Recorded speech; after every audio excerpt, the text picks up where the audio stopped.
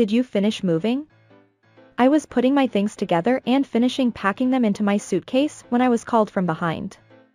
The one who called out to me was my husband's mistress, who was looking at me with a grin. Next to her, my husband, who should have been on my side, was also grinning. Well, normally, it's impossible to have a mistress. The movers will be here in 30 minutes, so the move will be complete then. In my words, both my husband and his mistress smiled and high-fived each other. Now that the nuisance is gone.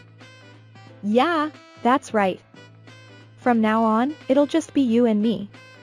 And so, even though I was in the same space as them, they entered their own world. I thought to myself, do it somewhere else, but at the same time I thought, these two are finished. After all, they were about to face reality. My name is Arya. I'm a 32-year-old office worker. I married Eric 3 years ago, but we don't have any children between us. Even when I said I wanted children, Eric kept avoiding the topic. At first, I thought maybe Eric didn't want to have children with me because he didn't like them. But recently, I've come to realize that it's not the case. I noticed something was wrong with my husband when he came home smelling strongly of alcohol on a day he said he had to work overtime.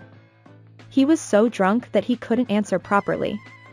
When I went near him as he came back to the entranceway, he hugged me and said, "Natalie, I want to be with you more." I naturally wondered who Natalie was. But before I could ask him about it, Eric said, "I'm going to divorce that wife soon for Natalie's sake. You're waiting without cheating, right?" So instead of immediately questioning him about it, I tried to get information from him in his current state. I asked him while imagining what kind of woman she was. "Hey, when is that?" "What? When are you going to divorce your wife?" "Wife, you always call her a stupid woman. What's up today?" I couldn't help but grimace. That woman is calling me a stupid woman. Moreover, Eric is my husband and yet he just laughs along with her when she insults his wife and doesn't deny anything. Anyway, when are you planning on getting divorced? What should I do? Arya isn't even beautiful or anything, but she's really popular with my parents for some reason.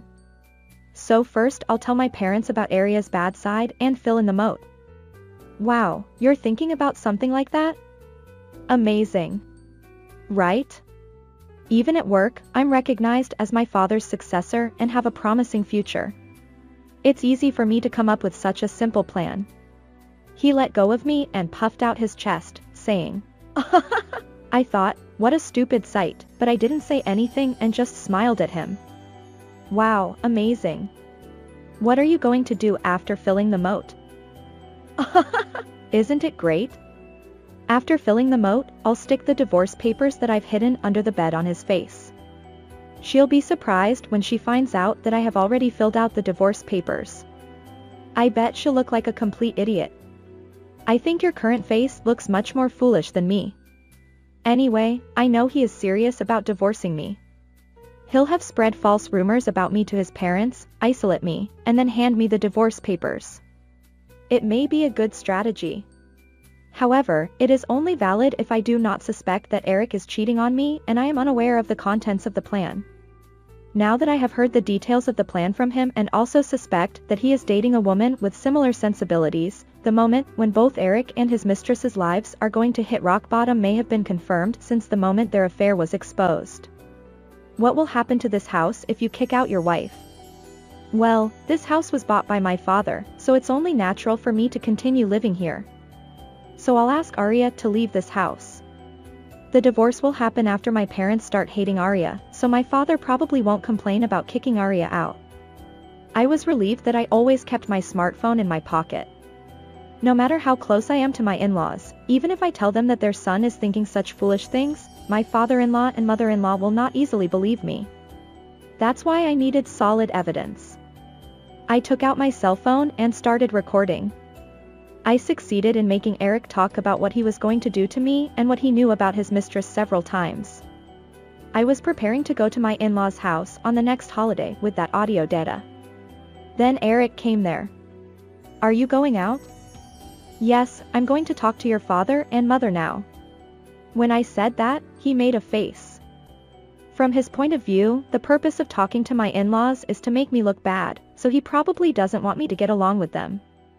However, even if he tells me not to approach my in-laws, it would look suspicious if I obeyed him. Don't bother your father and mother too much. Maybe you're the only one who thinks you're close. He did his best to intimidate me. What do you mean by, you're the only one who thinks you're close? There are things like that too. My father and mother are just being kind to you because you're my wife, and they may not think about getting along with you. That's not true. Besides, why would you say something like that when your parents and wife are getting along? It's like you don't want me to get along with your father-in-law and mother-in-law. I said so because I knew he was trying to spread bad rumors about me to my in-laws and ruin my reputation. It must have hit home for him. However, he couldn't admit it there. I was just worried about you. Don't keep my father and mother waiting. Even if they hate you, I don't care. He said that and went out too. I didn't ask him where he was going exactly, but I had a hunch that he was going to see that woman. However, I don't have time for him now. I headed to my in-laws' house because I told them I'd go a few days ago, as I had contacted my mother-in-law and father-in-law. When I handed them a box of sweets as a souvenir, my mother-in-law received it happily and welcomed me. To be honest, I came here today to talk to you about something. As I started talking with a serious expression, my father-in-law and mother-in-law looked at each other wondering what it could be. Since they seemed willing to listen to me, I spoke honestly. Eric mistakenly hugged me while calling out another woman's name when he came home drunk the other day. He is planning to divorce me and kick me out of the house to be with that woman. In the process, he has been spreading bad rumors about me to his parents so that they won't take my side. While telling them everything, I played Eric's voice recording on my smartphone. Both my mother-in-law and father-in-law turned pale. They probably never thought their son would do such a thing. Sorry, Arya. My son has been very rude. My father-in-law bowed his head, almost touching the table, so I said, neither of you did anything wrong. Eric and his mistress are the ones at fault. Please don't bow your heads to me. I asked my in-laws for help today, not to apologize for their son's infidelity. I think Eric will tell you all sorts of lies about me from now on. And if he finds out that you're not on his side, he'll take action. So I want you both to pretend that you were fooled by Eric. Fooled by him. My mother-in-law and father-in-law looked at each other again. Does that mean if Eric says something bad about Arya, you want us to pretend we believe him? Yes, that's right. I think Eric will become more relaxed as his plan goes well, and he'll be more likely to make mistakes. My father-in-law had some idea of what I was talking about. He said, "Oh," in agreement, but held his head in his hands. Eric works at the company where my father-in-law is president. By the way, I also work at the same company, and that's where Eric and I met. Our relationship developed from there, but it seems that Eric's love is fickle. I can't believe he would switch to another woman after approaching me so much. Anyway, my father-in-law knows how Eric works at the company, so he probably agreed with me that being too relaxed can lead to mistakes. Because of his many mistakes, Eric is still an ordinary employee despite his father being the president of the company, and he cannot get promoted or get a raise. Anyway, from now on, I'm going to hire a private investigator to investigate Eric and his mistress and get divorced. My father-in-law and mother-in-law agreed with my idea.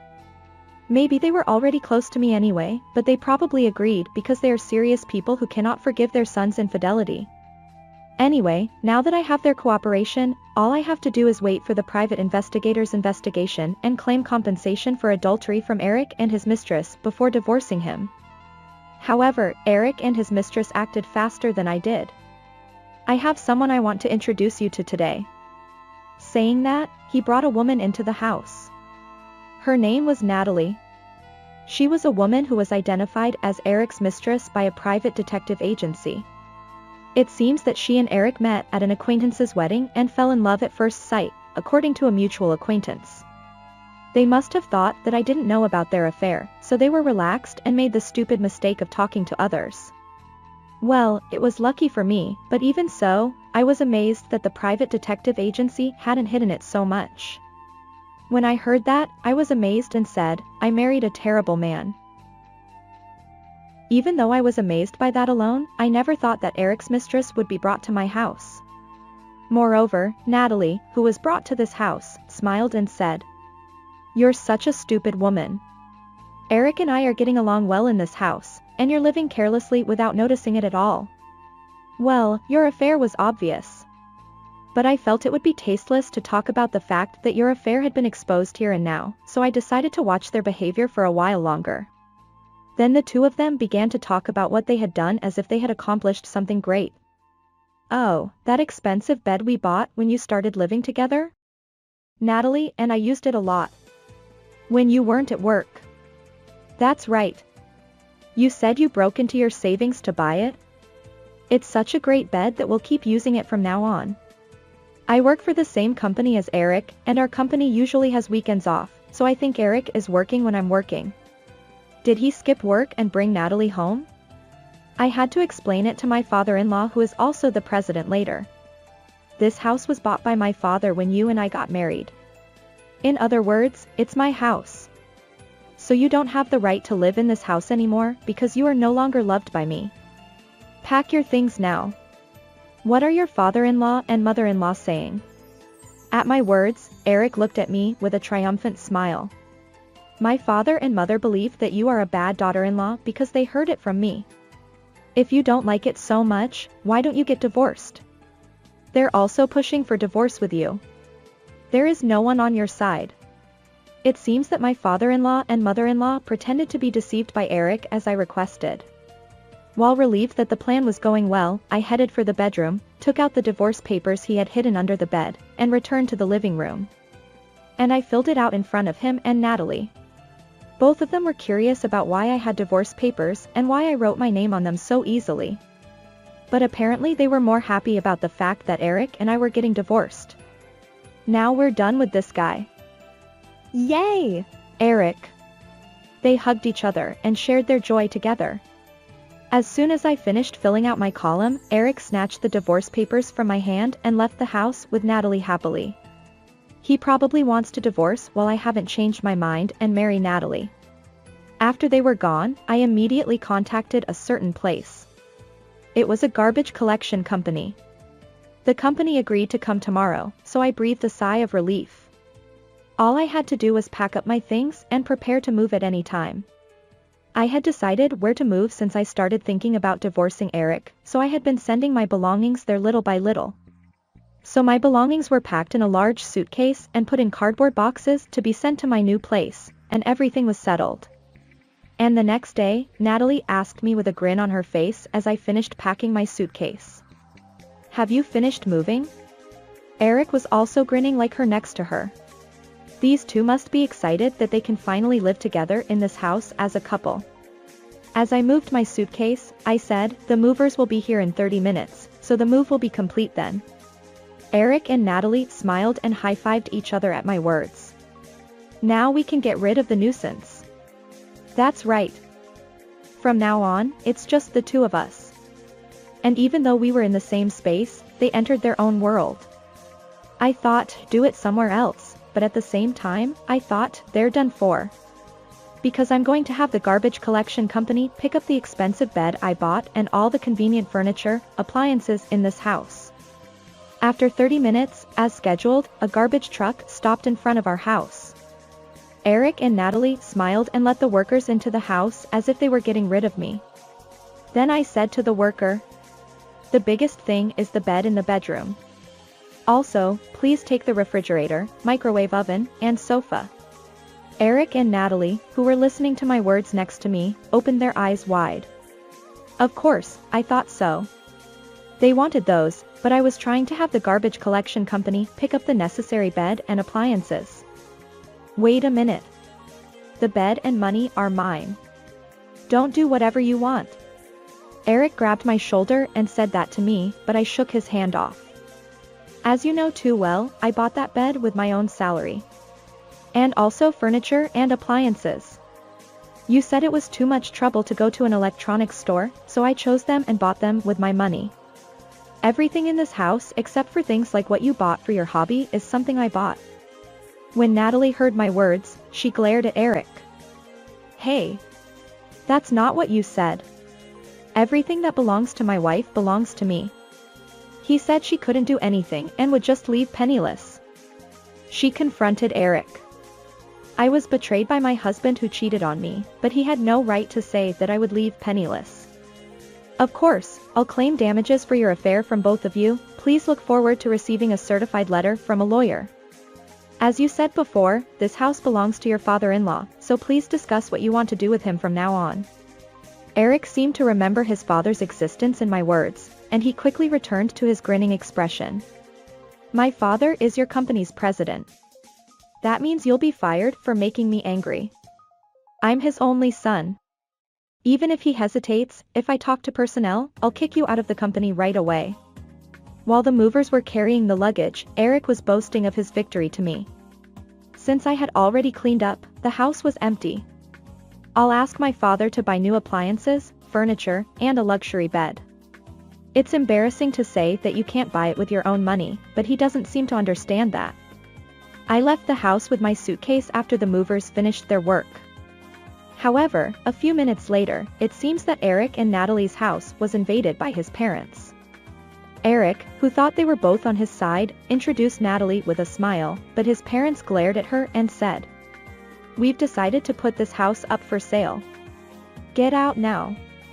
Eric was surprised to be told to leave by parents who he thought were on his side. What? What do you mean? Father. You gave this house to me, didn't you? I let you live in this house because I thought it would be fine if you and Arya got along well, but the name is still mine. So it's my freedom to sell this house. But we're going to live here even if Arya isn't here from now on. I knew all of Arya's bad-mouthing about you was a lie. But I thought you would do something stupid, so I let you swim. Arya asked me to do that. Arya asked you to do that. Then why do you believe Arya more than your own son and treat me so badly? Arya explained your misdeeds with evidence. You just talked without any evidence. It's obvious which one to believe. And what I disliked most was your attitude. My attitude? You're the heir. What kind of stupid son doesn't know that our company is merit-based even though he works for us? It's embarrassing that you think you can interfere with personnel. You're relaxed because it's your father's company. So I'm firing you. Eric broke down in tears at his father's merciless dismissal and words telling him to leave the house. Natalie also tried to escape because she thought he was useless, but Eric wouldn't let her go. The two of them began their worst newlywed life. Now they are borrowing a place that used to be a relative's storage shed and working hard every day to repay me for damages and to live.